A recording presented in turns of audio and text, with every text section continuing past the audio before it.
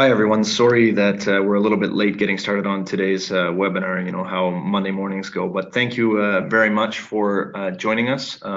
Speaking now is Nick Palmer, so I'm responsible for international business development at Group IB, and I'm actually here with Group IB's CTO and Head of Intelligence Division, Dmitry Volkov. Hello everyone, nice to have you on our board. I'll be here just to support all questions about technical aspects of this Silence APT.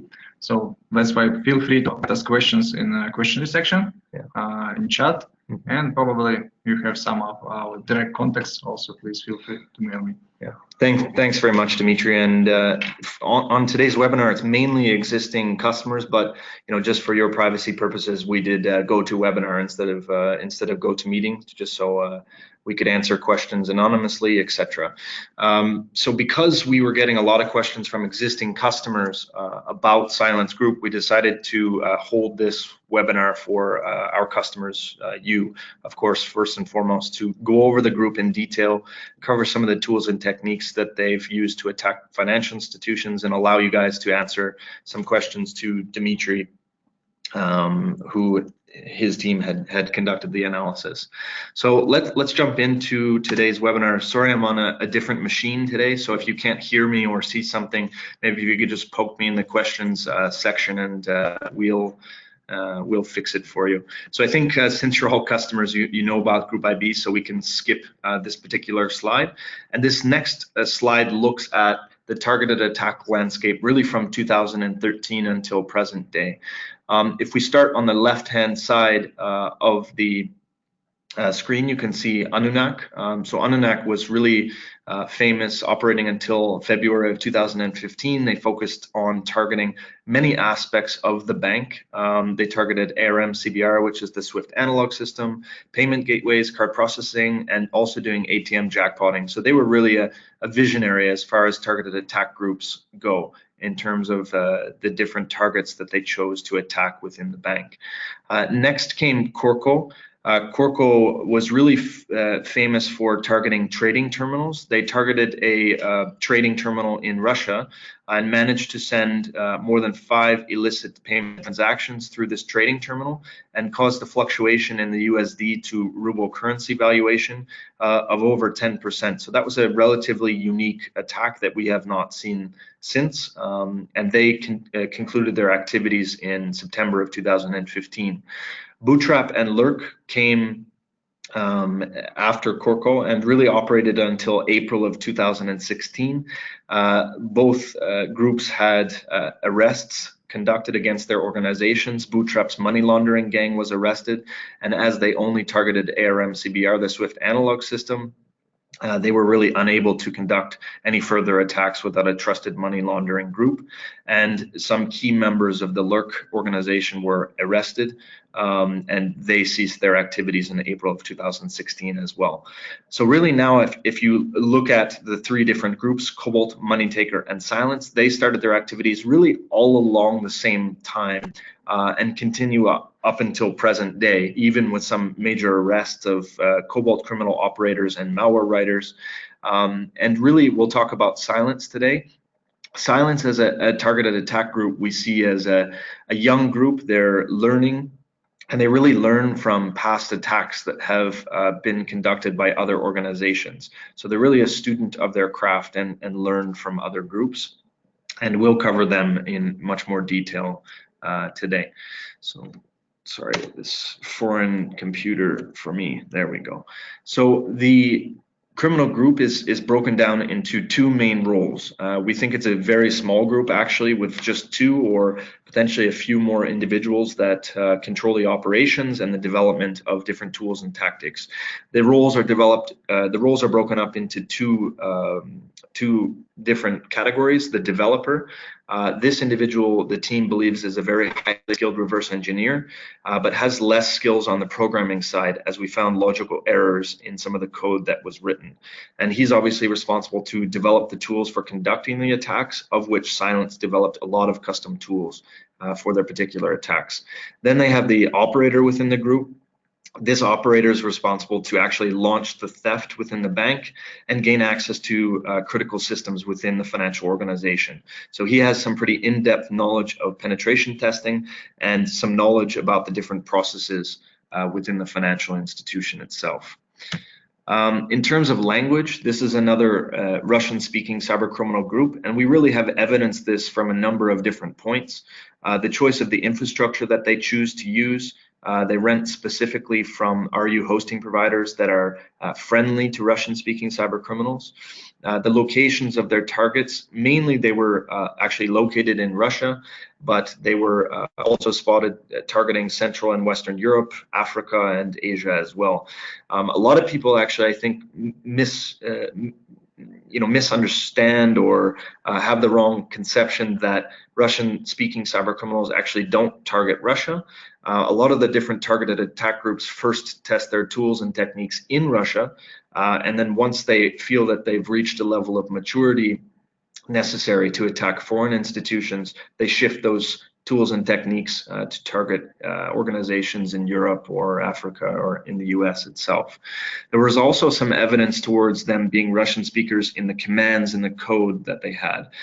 In the left-hand side, you can actually see some of the commands that we found in their main module, which don't make much sense in Latin letters, but if you switch the keyboard to Russian language keyboard, you can see it starts to make sense with reconnect, restart, and net zaдач, which means no tasks in Russian. So those were some of the elements that we identified as being a Russian-speaking group. So I'm just trying to get the GoToMeeting thing out of my way so I can see everything clearly. Beautiful. So this is really a timeline of Cylance operations, their attacks, but also tool development. So if we look on the left-hand side of the chart, you can see that they had their first attack against a financial institution in June of 2016. This attack was actually unsuccessful at targeting the SWIFT analog system against a bank in Russia. Actually, this attack comes about 6 months before Kikotat was discovered, and they actually used some patching capabilities to design it to launch a Cylance loader instead of the actual element that it was supposed to load in the end. Following their unsuccessful attacks against ARM CBR, they started to shift their focus onto ATMs and card processing, which was really common amongst groups like Cobalt and Moneytaker at that time as well. So they took a hiatus or silence, if you will, and took some time to actually develop custom tools to attack organizations of their interest and areas of their interest. So they developed a Cylance Proxybot. This was basically a tool that they could use to communicate with isolated areas within the bank to proxy traffic from one infected host within the network that had internet connection to another one that didn't, and then receive commands back to their command and control server.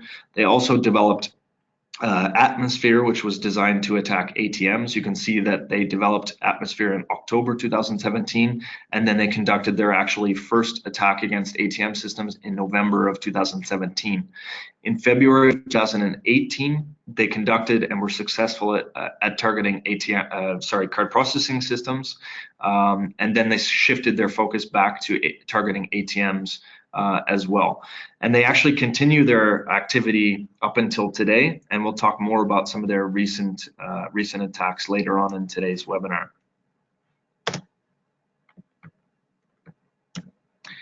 In terms of geography, you can see the breakdown of the spear phishing emails that they sent.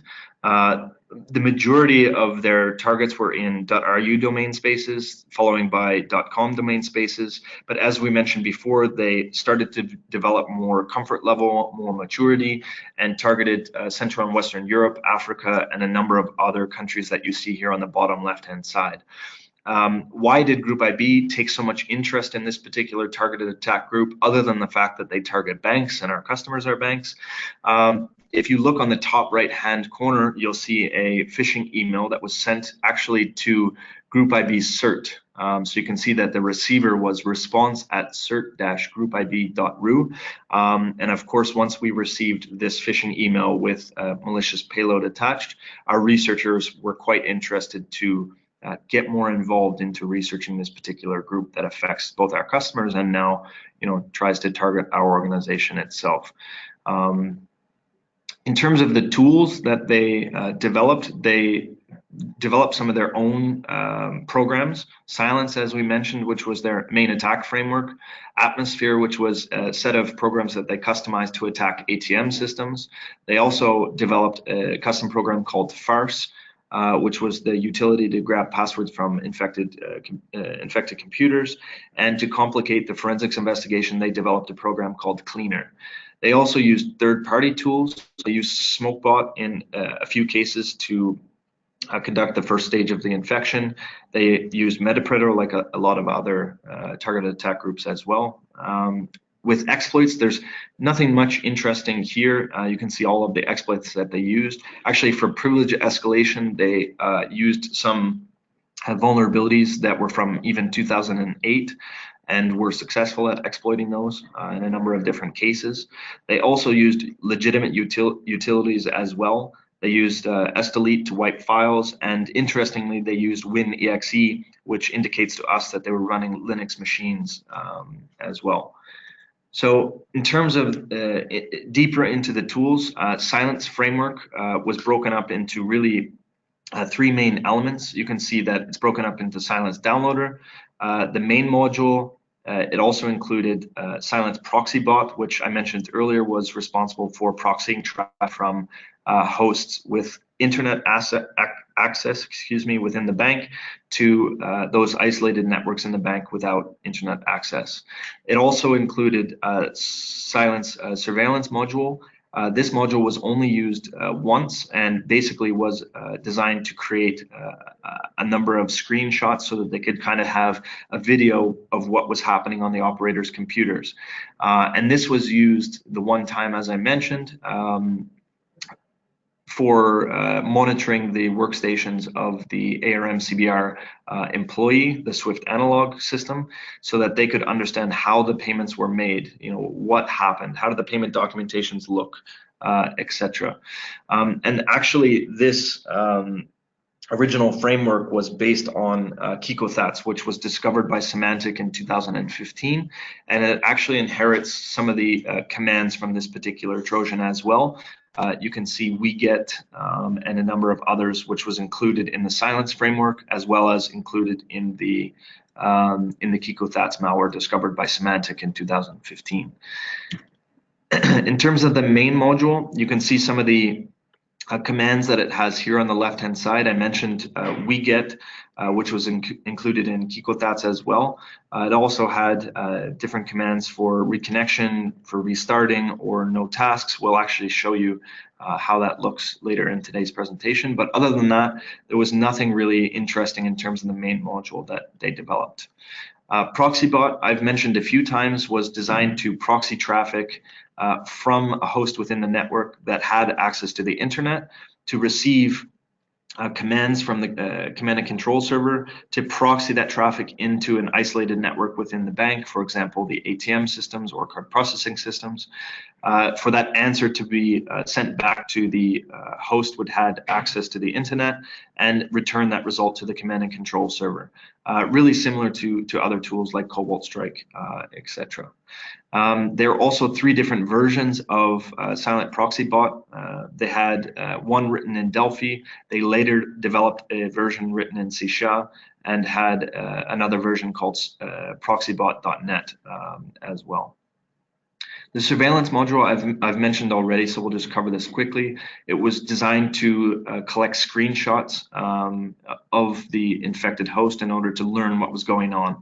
And those screenshots obviously created a little video where the Silence group could learn what was going on. One other element of the Silence surveillance module was some sandbox protection.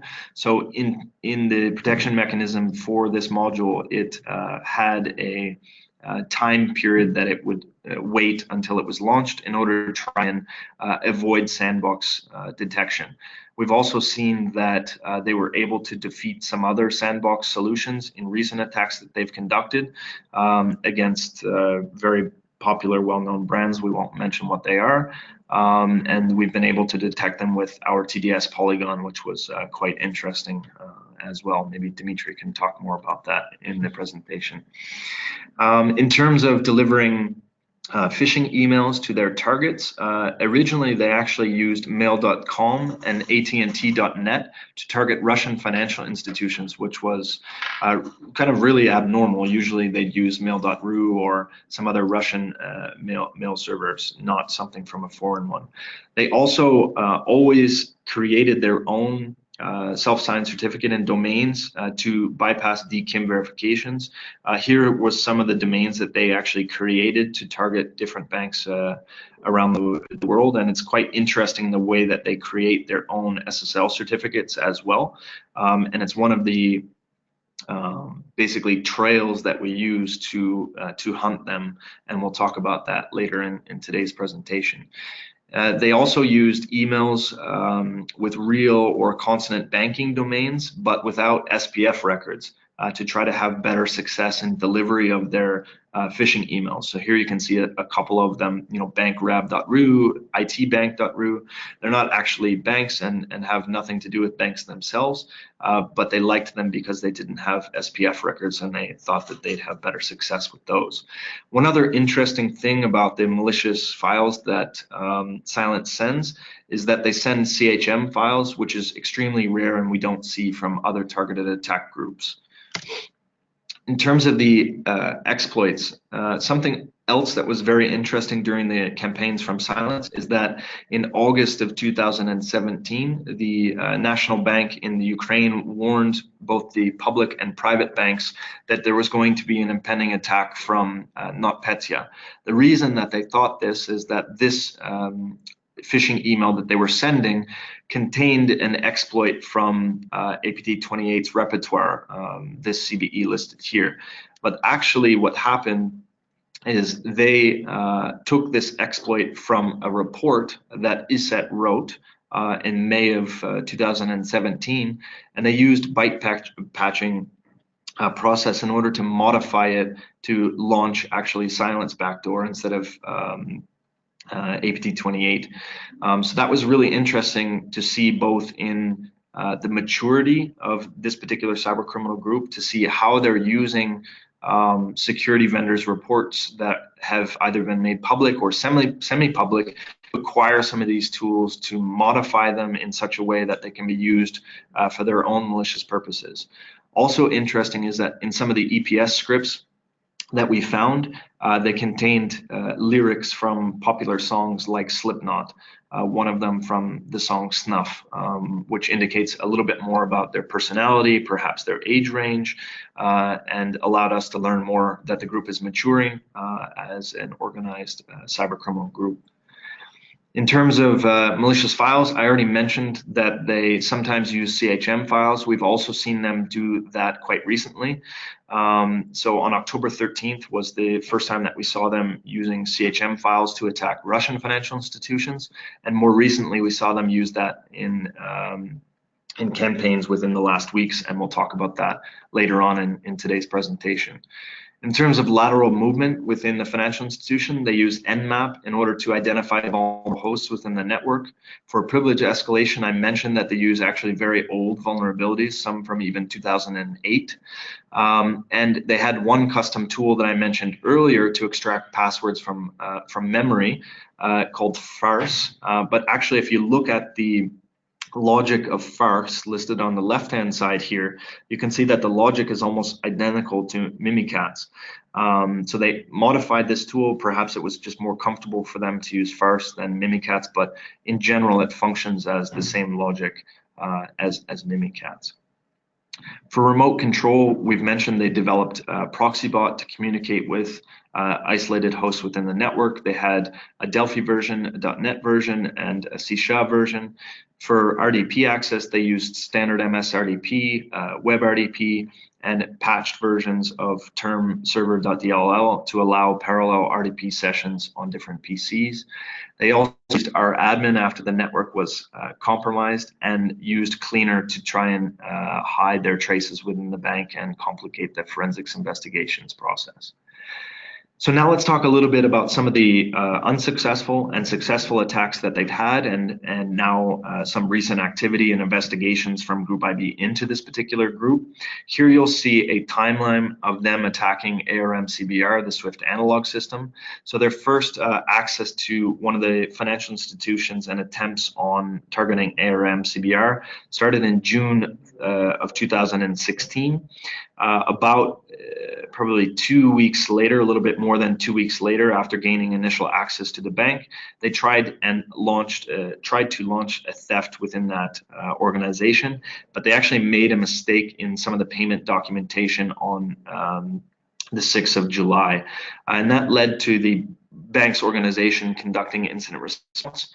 They believed that they actually had silence out of the network, but on the 19th of July, when the EXE was reinstalled, they then on the 30th, about 11 days later, got our admin on a server within the bank that had access to AWS CBR, the Swift analog system. On August the 1st, they had a modified version of KikoThats on the system that had access to AWS CBR, and then they launched their silent surveillance module to take screenshots of this particular host to try and understand how payment documentations can be done successfully, to try and avoid making mistakes. And actually on the 2nd of August, they made another mistake in one of the payment orders in the reconciliation files, which led to the internal security group noticing their presence again, and actually called Group IB to conduct the incident response, where we gained some more information about the group and cleaned the network for the bank. So that was interesting, and we haven't actually seen them target ARM CBR again since these 2 failed attempts. And we'll talk about that actually more in the next slide here. When they shifted focus to targeting ATM systems around the same time as Cobalt, you remember all of the successful attacks by Cobalt Group, Silence also tried to attack ATM systems and actually were successful in 2017 and 2018 at withdrawing about $280,000 in 2 successful attacks against ATM systems. Not a super high return on investment for a targeted attack group, but nonetheless, they learned, they got better, and they still seem to be doing so. In terms of the ATM attack itself, in August of 2017, a phishing email was received by a bank in Russia. The message contained a subject line that said, "Message has been disinfected, double card debit." After the group got access on the next day to the bank's network, they scanned for infected hosts with Nmap. They detected a number of servers with a vulnerability to the CVE from 2008. They launched MetaPredator, uploaded Farce to collect passwords, and actually they managed to get access to a system that had AWS CBR on it, and they decided not to do actually anything. Instead, they launched WinEXE on a number of PCs that had access to ATM systems, and then conducted attacks using our admin on on the systems that had access to ATMs and jackpot ATM systems. Interesting to see them shy away from actually targeting AWS CBR even when they had access to it. Silence also had successful attacks against card processing. In February of 2018, they conducted withdrawals that amounted to about $583,000 against a Russian financial institution, and obviously almost tripled their success rate at targeting different systems within the bank against card processing. Also interesting is that around this same time, groups like Cobalt and Moneytaker were targeting attacks against card processing systems within banks as well. So this slide is probably one of Dimitri's favorites, and I know you guys are interested to research different elements of targeted attack groups and those that impact you. So this slide is kind of our mini guideline of the different tools and techniques that each cybercriminal group has and how they differ from one another. So if we look at Cobalt, Moneytaker, and Silence, and we start with initial infection, Cobalt really had massive phishing sendouts, and they didn't really send a lot of decoy documents. The messages were very lazy, poorly designed, had bad signatures within the emails. They also conducted supply chain attacks, which we haven't seen from Moneytaker or Silence Group. For Moneytaker, they've been a really difficult group for us to track from the very beginning, and that was because we never found the initial infection vector during incident response. We later found out that they were exploiting vulnerabilities in certain types of routers. One example of this is targeting Cisco 800 series routers with certain vulnerabilities that didn't have additional support. We've never actually seen them send spear phishing emails. If you have a copy of one, we'd certainly like to have a look and investigate that for you. For Silence, we talked about some of the phishing documentation. They have very well prepared email bodies. They use CHM files, which is unique to other targeted attack groups. And we also now know that they use Power MTA to send their phishing documentation.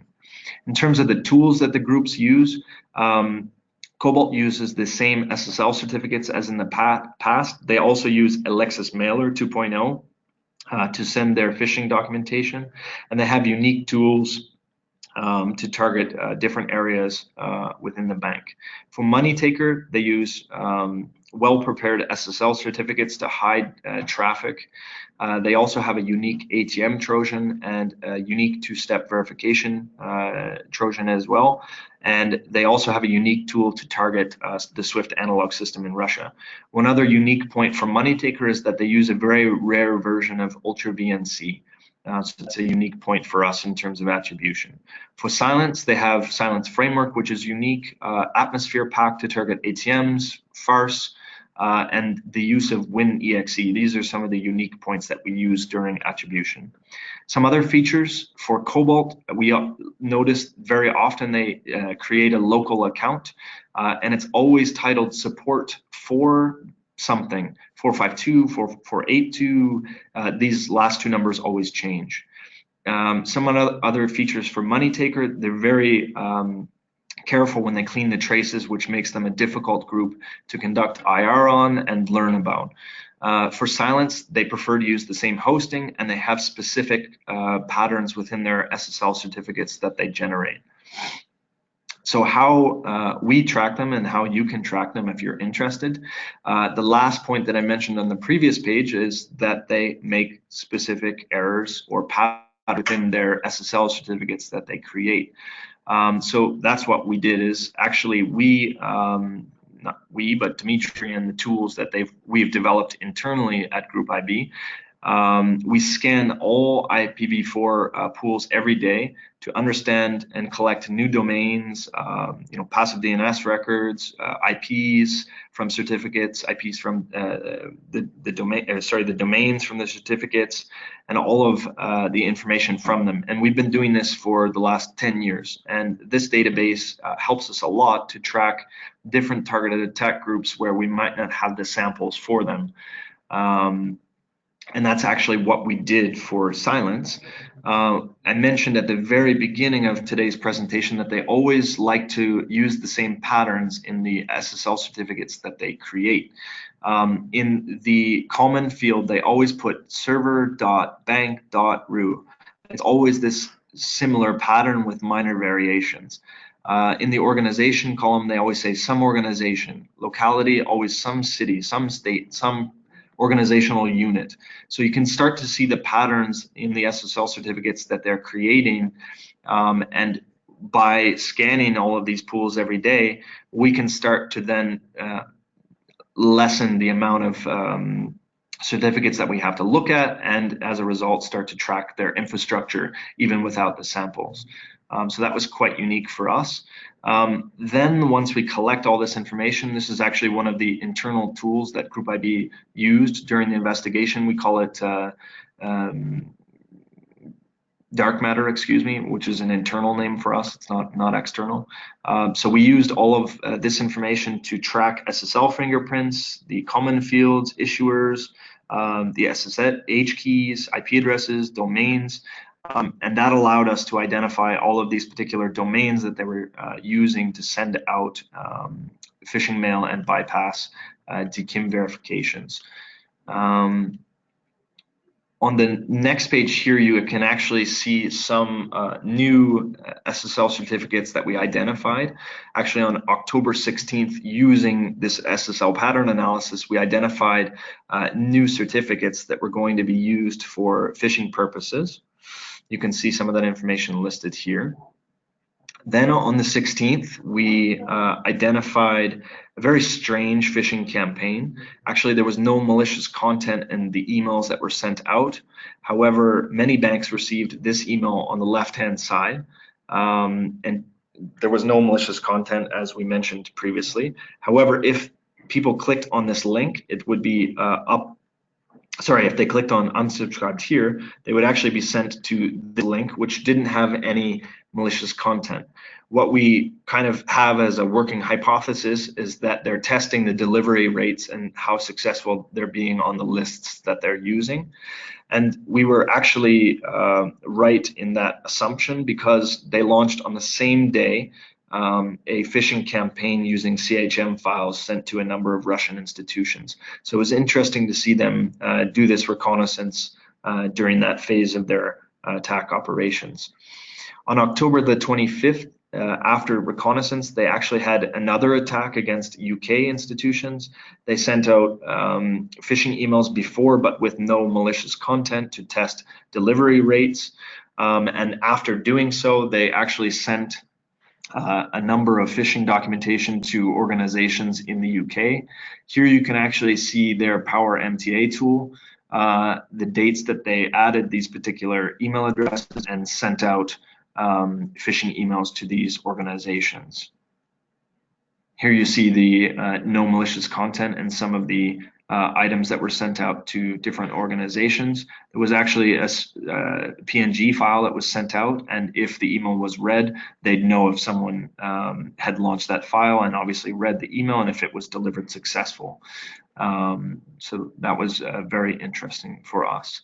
Of course, by tracking their infrastructure, eventually we gained access to the back end of Cylance, and we've been monitoring their activity for some time now.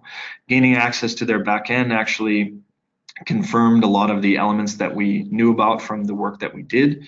All of the different commands in the Cylance back end were functional here on their actual back end. We wrote a simple script actually to test if it worked. The team thought we should say run Forrest run, but that idea was quickly revoked by Dimitri, that was a bad idea. So that's actually what their back end looks like, and a lot less graphically pleasing than other targeted attack groups that we've researched in the past. Here was actually the back end to Proxybot, and you can see here some of their IP addresses.